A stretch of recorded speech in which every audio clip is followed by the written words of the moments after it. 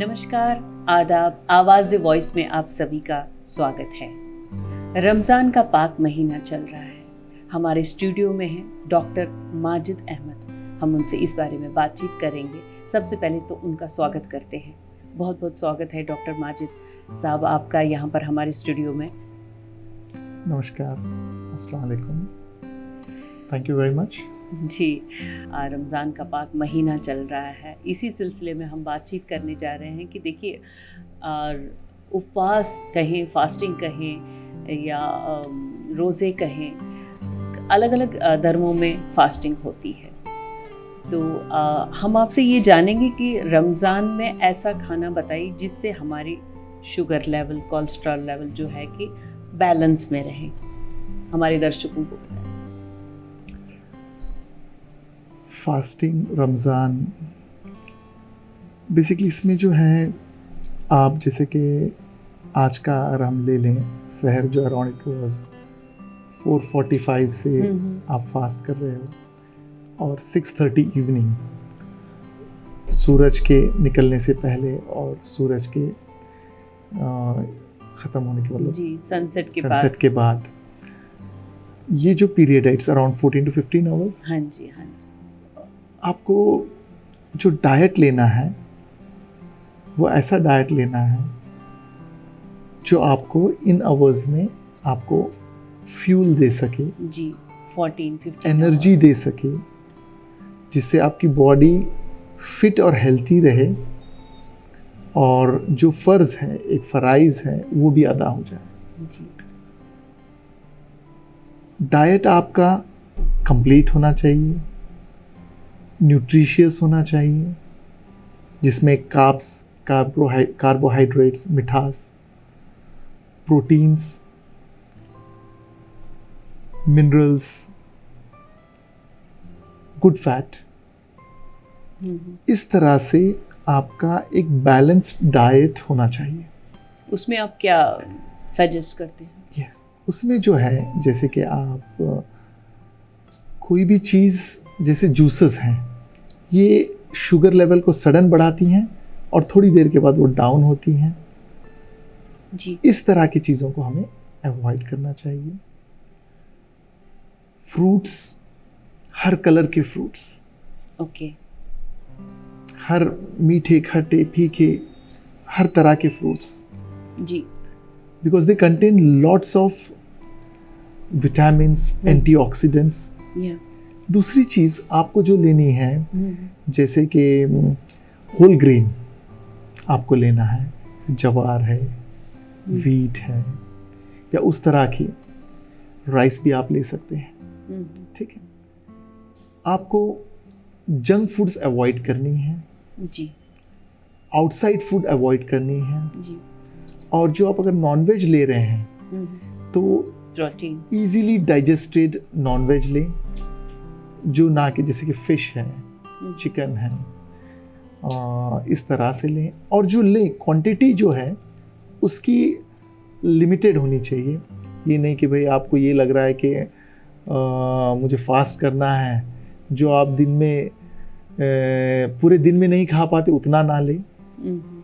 जब खाएं, छोटे छोटे मील्स लें, स्मॉल, मतलब उसको अच्छी तरह से च्यू करके, गड़बड़ से ना ले। इसलिए जब भी आपको सहर का वक्त होता है, थोड़ा पहले उठें, अपने मील को एंजॉय करें, कोशिश करें कि वो फ्रेश फूड हो और इजीली डाइजेस्टेड फूड हो। नॉर्मली होता क्या, जब भी आप कोई चीज़ खाते हो, whenever you take your meal, उसका स्टिमुलस आने के लिए कि भाई आपका पेट भर गया, उसको 20 मिनट्स लगते हैं। जैसे अभी आपने खाया तो 20 मिनट्स बाद उसको ब्रेन में स्टिमुलस जाएगा कि भाई आपका पेट भर गया, आप रुक जाइए, फिर काम करना शुरू कर देगा सिस्टम। आप वरना फिर जल्दी जल्दी में आप हो सकता है कि बहुत ज़्यादा ले लें। ओके, ओवर ईटिंग ना हो। Fruits are good, vegetables are good. Vegetables में हर तरह, मीट जो है दैट शुड बी, खजूर आप ले सकते हैं, नट्स जैसे ड्राई फ्रूट्स होते हैं, उसमें काफ़ी एनर्जी होती है। जी। और वो एनर्जी आपको लॉन्ग टाइम के लिए सस्टेन करती है। पानी ले, अवॉइड, जैसे कि पानी जो है, you should be well hydrated. Okay. जैसे कि मेरी बॉडी है, मुझे 2 से 3 लीटर पानी की ज़रूरत है इन अ डे। अब मैं दिन भर नहीं ले सकता हूँ उसको, तो मेरी कोशिश ये होनी चाहिए कि रात से सुबह तक, जैसे हो गया, एक नहीं कि एक ही टाइम पे 2-2.5 लीटर ले लिया आपने, ग्लास बोल के आप सेवरल ग्लासेस लेके 1.5 से 2.5 लीटर के बीच में आप कोशिश करें कि वो ले लें। तो मॉर्निंग में जो है आपको थोड़ा पहले से, अगर रात में उठ के भी अगर आप ले लोगे थोड़ा, तो वो ठीक रहेगा। अगर उसके बदले में अगर आप जूसेस लोगे, उसके बदले में जैसे कि आप कोई भी ऐसी, जैसे कॉफ़ी ले लिया आपने जिसमें कैफीन है, तो उससे आप डिहाइड्रेट हो जाओगे। जी हाँ, तो डॉक्टर साहब मैंने यही क्वेश्चन पुट करना है कि हम अपनी जो ऐसी कुछ आइटम्स बताए जिससे हमारी बॉडी ना डिहाइड्रेशन से बचे। देखो, बेस्ट थिंग इज वाटर, या फिर आप जैसे नारियल का पानी ले सकते हैं, आप जैसे नींबू का पानी ले सकते हैं, या घर में जो स्मूथीज बनती हैं जैसे कि एप्पल की या मैंगो की, या फिर इन सारी चीज़ों को, बाहर का वो जो है वो ना लें। बाहर का इसलिए ना लें क्योंकि इट टेक्स, एक तो देखिए वो फ्रेश नहीं होगा, दूसरा अगर आपको बॉडी में जैसे लूज मोशंस हो गए, डायरिया हो गया या फूड पॉइजनिंग हो गई, तो फिर आपको सब कुछ छोड़ के आपको यू विल हैव टू, आपका रोज़ा टूट जाएगा। जी। तो जब भी कोई फास्टिंग करे, उसको आप सब कुछ लेना है जो आप रूटीनली लेते हो।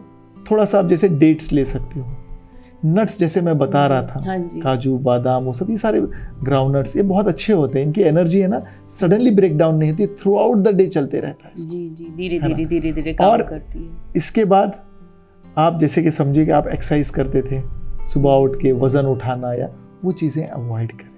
हाँ जी, उसको क्या करें आप, उस चीज़ को आप मॉर्निंग के बजाय, जैसे आपने रोज़ा खोला उसके बाद कीजिए, या नमाज पढ़ने के बाद कीजिए। डॉक्टर साहब, आपके कहने का मतलब है कि जो रोज़े के दौरान जो हमारे दर्शक हैं, जो हमारे लोग हैं जो रोज़े रखते हैं, तो क्या उनको बिल्कुल भी एक्सरसाइज जो है, योगा वगैरह कर सकते हैं? अच्छा, योगा वॉक कर सकते हैं, थोड़ा बहुत फास्ट वॉकिंग कर सकते हो, लेकिन आप दौड़ो मत। और वो होता है ऐसे, जैसे गाड़ी का अंदर आपने फ्यूल डाला है, वो धीरे धीरे, आपको मॉर्निंग में तो फ्यूल ज़्यादा रहेगा, आप 6 बजे 7 8 9 10 11 बजे तक बहुत अच्छा काम कर सकते हो। उसके बाद लेकिन उसके बाद अगर समझो जिसका काम है ऑफिस में बैठना या काम करना, या वो उसकी एनर्जी लेवल डाउन होगी, उसकी थिंकिंग कैपेसिटी थोड़ी कम हो जाएगी।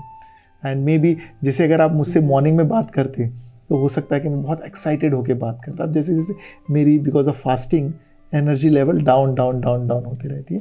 The idea is take the routine diet, but don't take it just because you are fasting, के भाई भजी ले लिया, पकौड़ा ले लिया, सब कुछ खा और लिया। मतलब ना जो चीज़ आप खाते नहीं हो, जैसे पिज़्ज़ा ले लिया, या आपने बर्गर ले लिया, या आपने कोई ऐसी चीज़, भाई जैसे कि आप थोड़ा सा 100 ग्राम्स खाते हो, भाई मुझे फास्ट करना है, तो 500 ग्राम्स ले रहे हो, वो ना, जैसे आप रूटीनली लेते हो उस तरह से लें।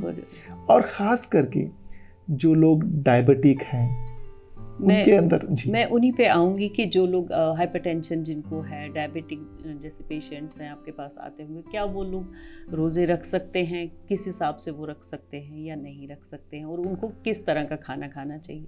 देखिए, पेशेंट्स जो होते हैं ना, अगर मैं देखूं तो कोई भी धर्म में, अगर आई एम अ मुस्लिम, तो उसमें क्या है कि रोज़ा, अगर आप बीमार हो तो रोज़ा माफ़ है। कैसे? जैसे कि आपको टैबलेट्स लेनी है जी, 4 घंटे बाद, 6 घंटे बाद, 10 घंटे बाद, because you are not a normal person. Roza is for a normal person. जैसे थायराइड है या हाइपरटेंशन है, वो तो मॉर्निंग में। चलिए मैं एक एक करके मैं जाता हूँ। जैसे कि आपको थायराइड है, आपकी जो थायरॉक्सिन की जो दवाई होती है, जैसे आपने सुबह में खा लिया, वो दवाई आप खा लें मॉर्निंग में, सहरी के टाइम पे, या अगर आप शाम के टाइम पे लेते हैं तो आफ्टर इफ्तार ले लें आप। लेकिन आप लें, थायराइड की दवाई से डाइट में या रोजे में फर्क नहीं पड़ता। It's a safe medicine. हाँ जी, safe medicine, you can take it. Now coming to hypertensive patient.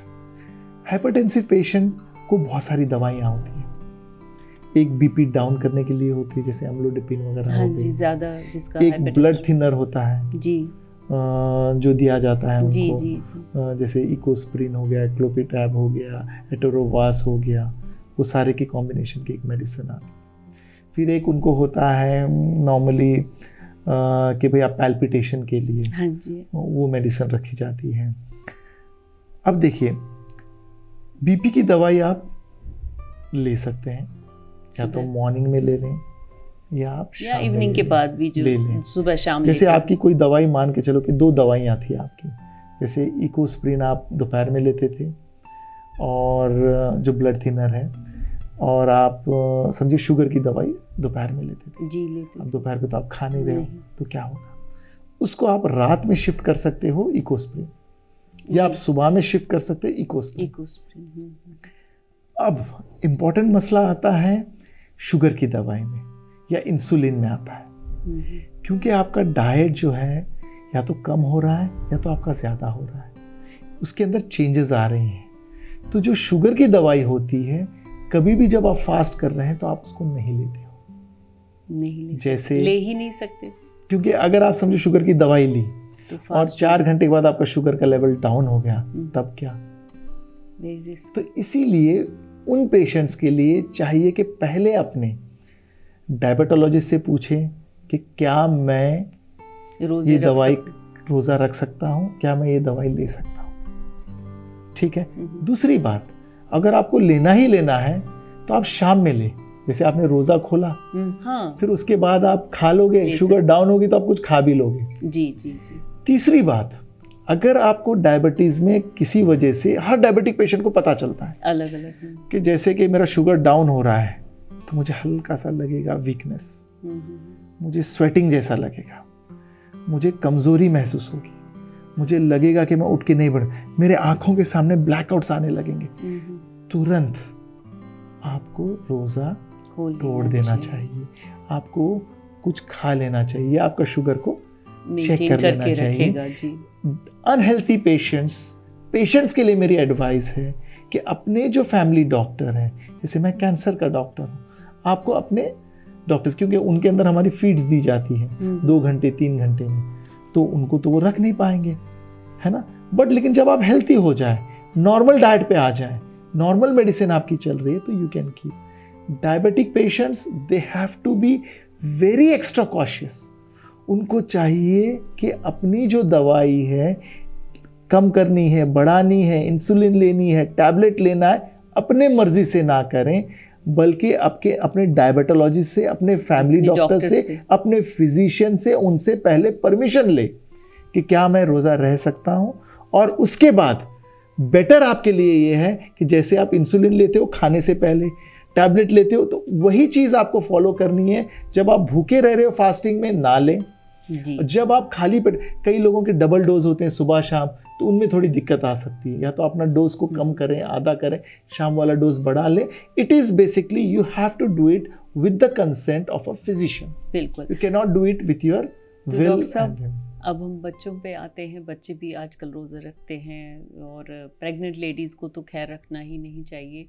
तो आप बच्चों के लिए क्या फूड और क्या, ताकि वो डिहाइड्रेट ना हो, क्या इस तरह की चीज़ें? देखिए, बच्चों के लिए मैं कहूँगा कि काफ़ी सारे जूसेस पिएं मॉर्निंग में।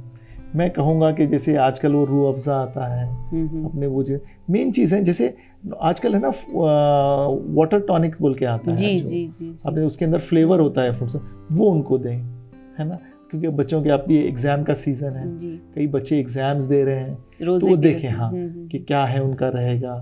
क्योंकि मैं तो कोई मुफ्ती नहीं हूँ कि मैं बोलूँ कि भाई आप रखो मत रखो, बट लेकिन मैं ये एडवाइस ज़रूर करूँगा कि रोज़े कभी छूट जाते हैं तो आप आगे कज़ा भी रह सकते हैं। आप इसके बाद कोई फास्ट आपका छूट जाता है तो आप रह सकते हैं। हाँ, तो उस तरह से आप कर सकते हो। पहले जो है आप अपने हेल्थ का देखें। रोज़ा रहने के लिए आपको फिजिकली फिट रहना ज़रूरी है, बिल्कुल ज़रूरी। और दूसरी बात ये होती है कि जैसे आप रोज़ा खोलते हो तो अचानक आपको भूख लग रही है, आप टूट पड़ते हो, तो आपने कहा कि छोटी छोटी मील्स लीजिए, आपको लेना, आराम से लीजिए, अपनी मील को एंजॉय करें। थोड़ा खा लिया, आपने नमाज पढ़ ली, फिर उसके बाद आपने अपना जो है रूटीन खाना आपने स्टार्ट किया, तो वो उसमें क्या होता है, जो ये सिग्नल आने के लिए कि भाई आपका पेट भरा हुआ है, उसमें मैंने कहा 15 से 20 मिनट लगते, पता चला कि आप जी। 20 मिनट तक एक्स्ट्रा तो अपलोड किए। बच्चों के लिए आपने सजेस्ट किया कि वो ज़्यादातर जूसेस लें, फ्रूट्स लें, वेजिटेबल्स जो लें। जवान है आपने देखा बच्चे। जैसे पकोड़ा खाते हैं या ऑयली चीज़ खाते हैं तो प्यास बहुत लगती है, या आप हाँ, बिरयानी खाते हो बिरयानी से तो बहुत प्यास लगती है, बहुत प्यास। तो या आप ज़्यादा खाते हो या हैवी नॉनवेज फीड का, तो आपको चाहिए कि मॉर्निंग में ख़ास करके इफ्तियार में नॉनवेज कम से कम मिनिमल, फ्राइड, रोस्टेड, उस तरह की चीज़ें ना खाएं। हाँ, आपकी जो भी चीज़ पसंद है, since you are a child, you are a growing child, आपकी बॉडी में मेटाबॉलिज्म है, आप हर चीज़ को डाइजेस्ट कर सकते हो, तो आप सब कुछ ले लें। Thank you very much doctor साहब, आपने इतना अच्छा बताया। रमज़ान एक बार फिर से बहुत बहुत मुबारक।